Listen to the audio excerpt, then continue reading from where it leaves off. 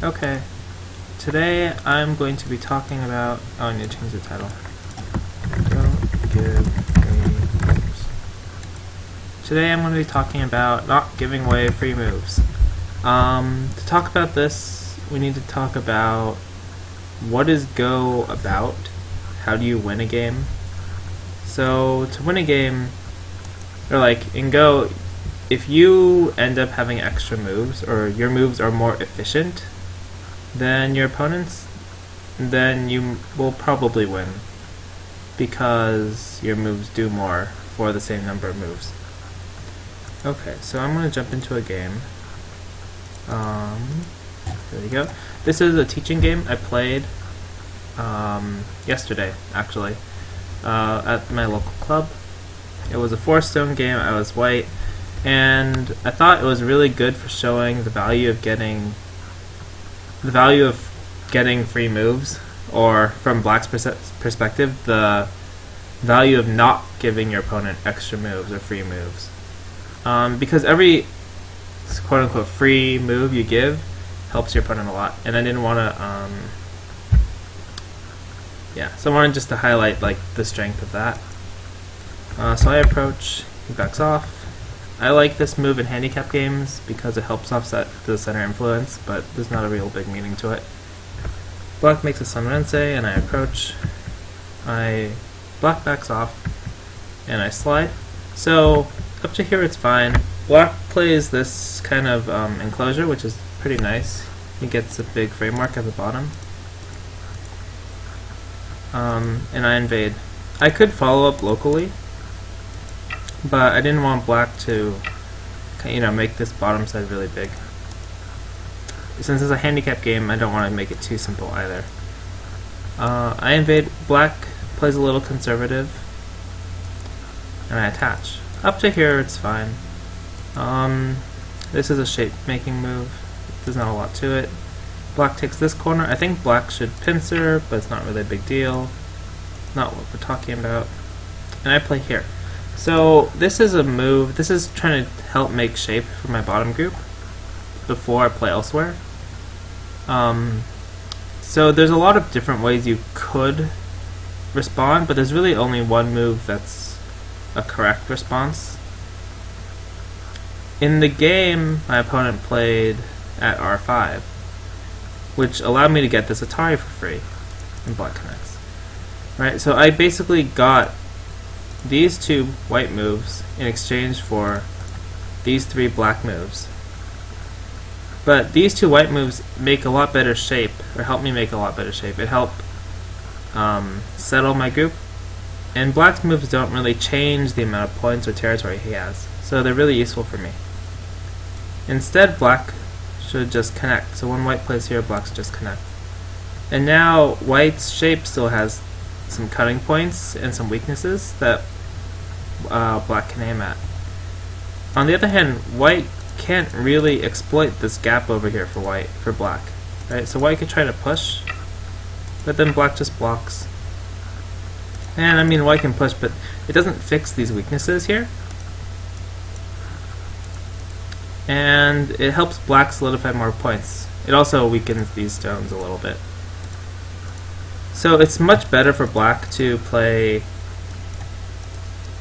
this move directly than it is to play the R5 move, which is trying to make shape.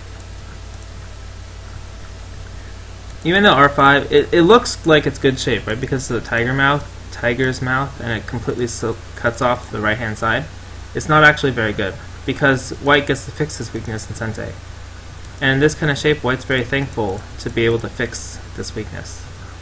This is just the first point about not giving your opponent free moves. So when Black plays this connection, he stops White from getting the move at P4 in Sente. So if White played P4 now, Black doesn't have to respond. He can play a big point at the top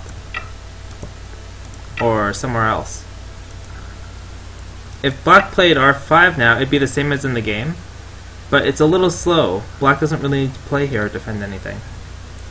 So it kind of, Black is losing some of the efficiency of his stones for the amount of moves he's playing. And because of this, white's able to catch up a little bit. Okay, so this was the game. And then black connects, and I made a few mistakes in this game, but I'm not going to really talk too much about them. I feel maybe I should have just split the top immediately, but I think it worked out. So the next point is here. Black played R18. If you know the Joseki, you know that black should play Q15 next, and then white connects, and black descends. And the reason for this is when you don't insert these moves and you just extend, then white can take a stone. It's not always bad to give away a stone, but this move is threatening to cut at Q17 and take the corner. So black is forced to respond. How should black respond at this point? In the game, black played this Atari, but after white connects, black still needs another move to defend this cut. So instead, black should just back off here. Even though he already gave up a stone, it's not worth it to Atari. If, for instance, this stone wasn't here, it might be better to Atari. But since it is, then it's not really worth it. So black Ataris, and I connect. So now, where should black play? Black still has this weakness to defend, or both of these weaknesses to defend.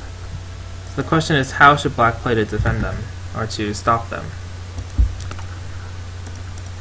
In the actual game, black turned here because he's trying to defend indirectly and to gain some extra points. But black really should have just connected still.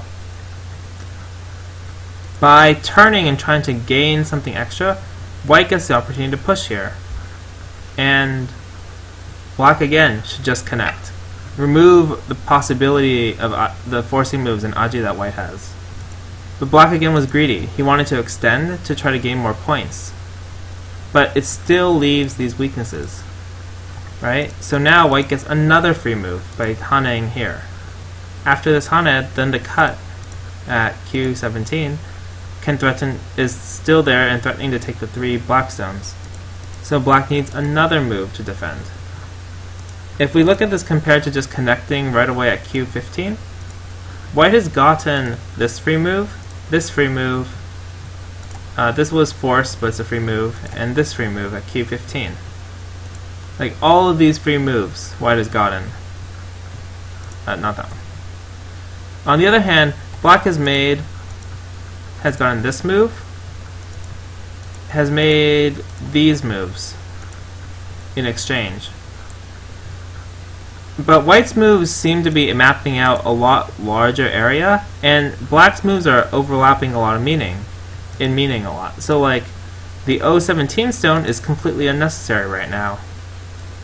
Black is just as strong with or without this stone here. So it's really not so valuable.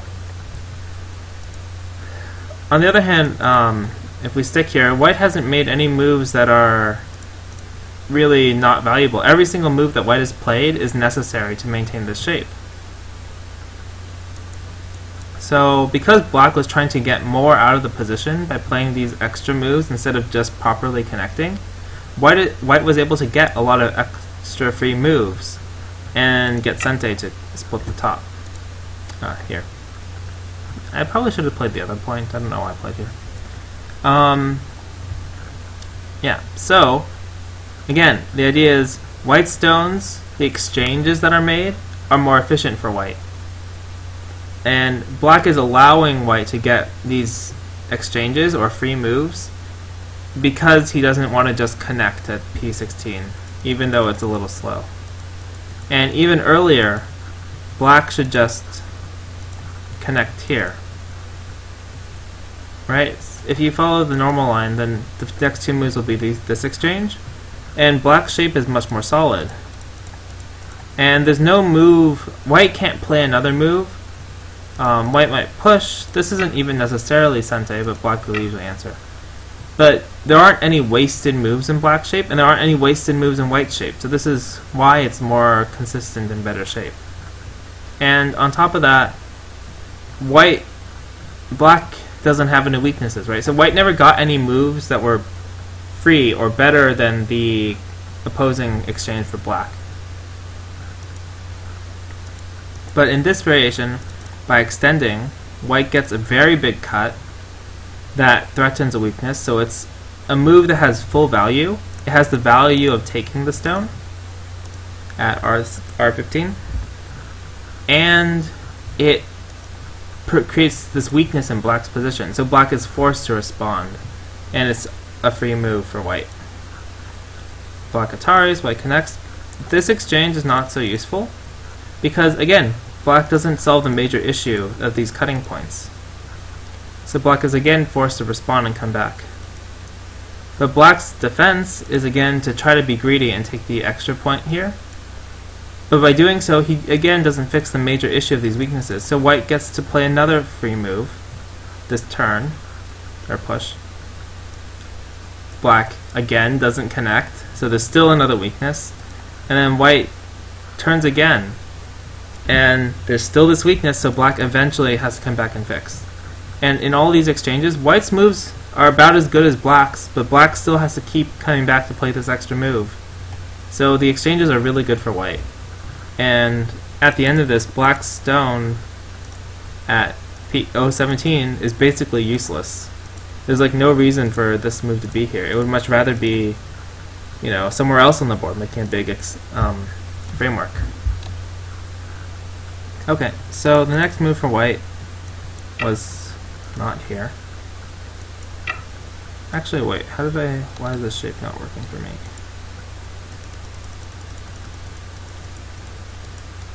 Oh, there we go. There's my tree. So white split.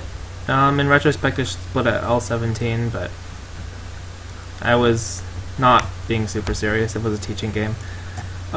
This is a really kind of big mistake by black. If you look at the board, just at the top side, what's stronger, these two stones on the left, or black's group on the right that he invested a lot of stones in? The group on the right is a lot stronger, so one would want to push white towards the black group, because if you push white towards the black group, the stronger group, then that group isn't going to be too adversely affected. If you push white towards the weak group, like in the game where black plays here, then after this, these two stones are a little unstable, and they could be kind of harassed or attacked.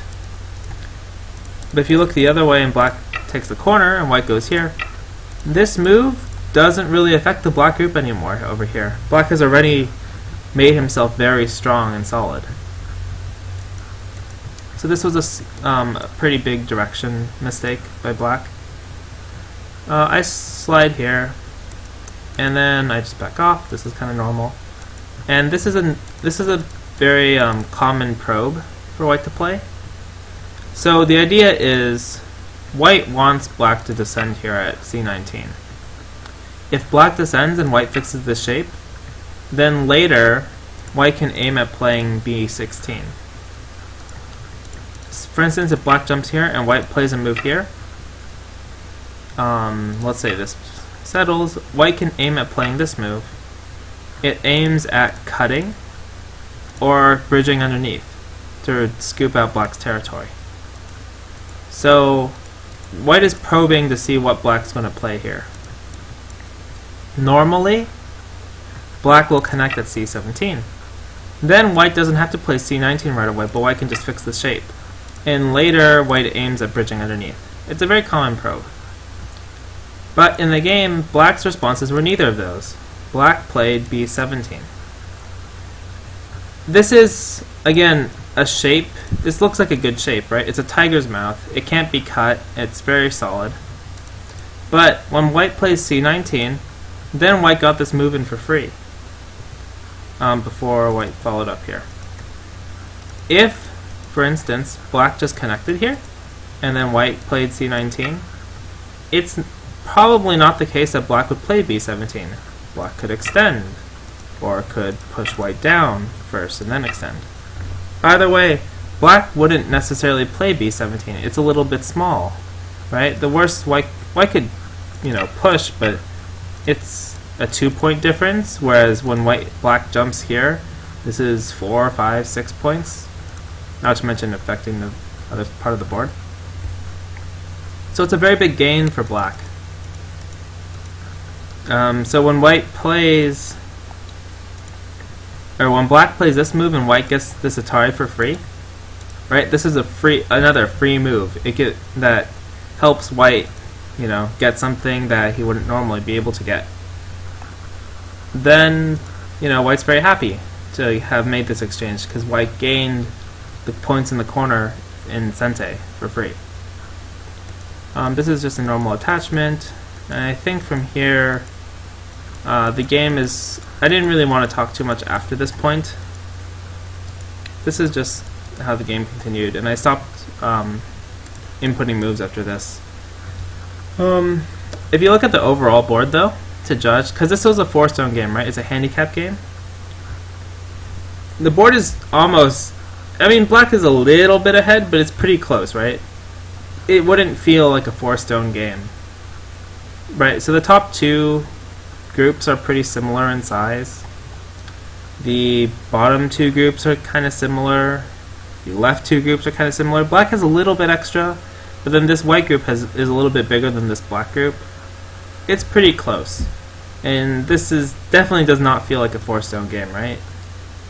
But most of black's errors, aside from the big directional mistake at the top, was just giving white an extra move here or there, like an extra forcing move. But if we look at it, white, got to settle this shape so it wouldn't become under attack in Sente because black defended down here. In the upper right, white got all of these big moves to build the side in exchange for black's moves, which were these ones. If you look at it, these moves, they gain maybe 3 points, right? They gain these 2 here and then 1 here. This one was just necessary for defending. White's moves, white captured a stone. White, got maybe 6 points or more here. This Hane is actually very big because if black played T17, right? If this stone wasn't here, then black could play at T17. This would be Sente. So white would have to capture. And this is a very big difference. It looks small because it's the corner, but this is like a 5-point difference. Maybe a little bit more. So this is... And then white also got like another 5 points in this corner just by getting this connection in Sente. Black hasn't made any huge errors, but the game is already close from what was a 4-stone game. So it's pretty substantial, this kind of trading.